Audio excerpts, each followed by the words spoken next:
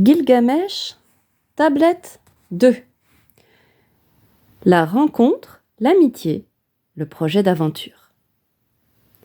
C'est au bord du point d'eau que la courtisane murmura à Endiku.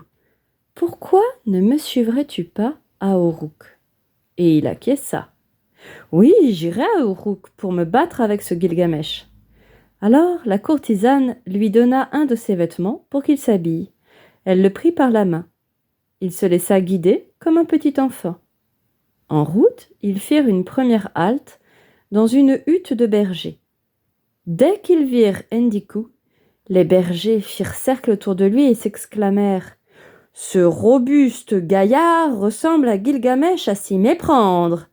C'est-à-dire qu'on pourrait s'y méprendre, s'y tromper. « Il a la même stature !» Petite note de vocabulaire, de stature, la même taille. Comme lui, il est aussi grand que le sommet d'un rempart. C'est sans doute Endiku, celui qui est né dans la steppe, celui dont les muscles sont aussi solides qu'un bloc de pierre tombé du ciel. Ils lui offrirent du pain. Endiku le refusa. Ils lui offrirent de la bière. Il la refusa également. Endiku se méfiait de cette nourriture et de cette boisson qu'il ne connaissait pas.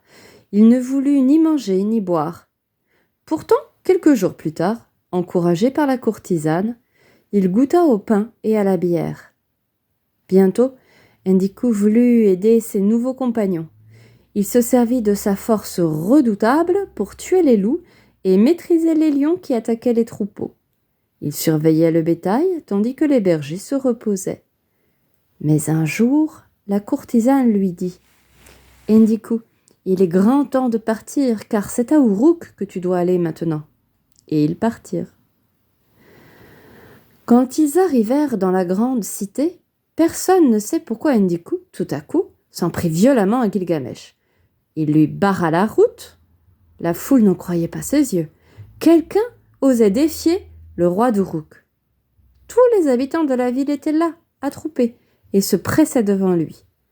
Les hommes les plus robustes s'étaient rassemblés pour le voir, lui baisaient les pieds comme il l'aurait fait à un nouveau-né, et s'écriaient « Quel beau gaillard !» Or, il se trouva qu'un mariage se préparait lorsqu'Endiku arriva à Uruk. Revêtu de la ceinture du marié, qu'il était le seul à pouvoir porter, l'époux s'apprêtait à rejoindre son épouse pour leur nuit de noces. Mais Gilgamesh avait mis lui aussi une ceinture de marié. Oh! Et s'octroyait ainsi le droit d'entrer avant l'époux dans la maison de la jeune épouse. Oh, bah alors! C'est ce que vit Endiku en arrivant dans Uruk. Et cela le rendit furieux, parce que ce n'est pas juste. Il bloqua la porte de la maison nuptiale. Nuptiale, ça veut dire la maison des jeunes mariés. Gilgamesh n'entrerait pas. Endiku et Gilgamesh s'empoignèrent alors, là, sur la grande place de la cité, là, devant la porte, en pleine rue. Et ils s'empoignèrent si violemment que les fondations des murailles en tremblèrent. Gilgamesh essaya bien de soulever Endiku, de le déplacer du seuil de la porte, mais rien à faire. Endiku était plus fort que lui. Alors, le roi d'Uruk comprit soudain que c'était lui, le bloc de pierre tombé du ciel, qu'il avait vu en songe. Gilgamesh accepta sa défaite et conduisit Endiku au palais de la reine Ninsuna, sa mère, pour lui annoncer la nouvelle. Sa prophétie s'était réalisée. Pour ceux qui ne savent pas ce qu'est une prophétie, je vous rappelle que vous avez des petites notes de vocabulaire. Là, c'est la petite note de vocabulaire numéro 2 pour vous aider à comprendre certains mots. Une prophétie, c'est l'annonce d'un événement à venir, futur, que l'on voit en songe. « Mère, lui dit-il, le voici le plus fort du pays, le plus courageux. Il est aussi puissant qu'un bloc de pierre tombé du ciel. Regarde sa taille, il est aussi grand que le plus haut des remparts. » « Mon fils, lui répondit Ninsuna la Bufflesse, si Endiku t'a attaqué devant la porte de la maison nuptiale, c'est parce que tu t'es mal comporté. Et s'il a réagi si violemment, c'est sans doute parce qu'il a vécu libre, sans contrainte, lui qui fut mis au monde dans la solitude de la steppe, répondit Gilgamesh. Seul, sans père ni mère, ni personne pour l'élever. Gilgamesh prononçait ces mots comme pour excuser la brutalité d'Endiku à son égard. Endiku l'écoutait, immobile et pensif. Mais les paroles de Gilgamesh le touchèrent. Il en fut ému aux larmes. L'instant d'après, Gilgamesh et Endiku se jetaient dans les bras l'un de l'autre et se serraient la main en signe d'amitié. Quelques jours plus tard, Gilgamesh fit part de son projet à son ami Endiku. « Toi et moi, nous ne sommes pas nés pour rester sans rien faire.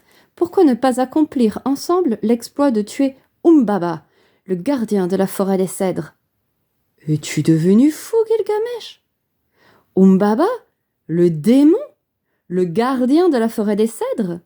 Son cri est épouvantable. Sa bouche, c'est du feu. Son haleine propage la mort. Il entend tous les bruits de la forêt, même à 600 kilomètres. Qui donc pourrait y pénétrer ?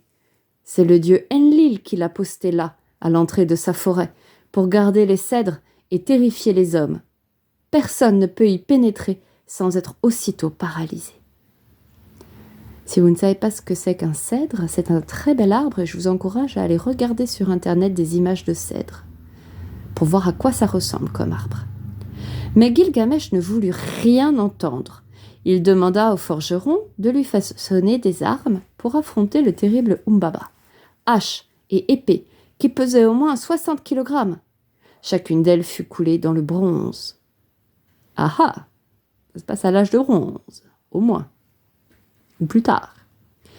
Ainsi armé, Gilgamesh convoqua ses soldats, de robustes gaillards experts dans le maniement des armes. « Écoutez-moi, leur dit-il, souhaitez-moi une bonne route, car maintenant je me sens assez fort pour partir et affronter le chemin périlleux qui mène vers Umbaba. L'issue de ce combat est incertaine. Avant mon départ, je vais entrer dans Uruk par la grande porte pour rejoindre le sanctuaire où l'on célèbre la plus grande fête de l'année, l'Akitu. C'est la fête du Nouvel An. Accompagnez-moi avec des cris de joie. » Pendant ce temps-là, Endiku s'adressait au conseil des anciens. Les guerriers robustes d'Uruk encouragent Gilgamesh, mais vous, je vous en prie, dites-lui de ne renoncer à cette expédition, de ne pas rejoindre la forêt.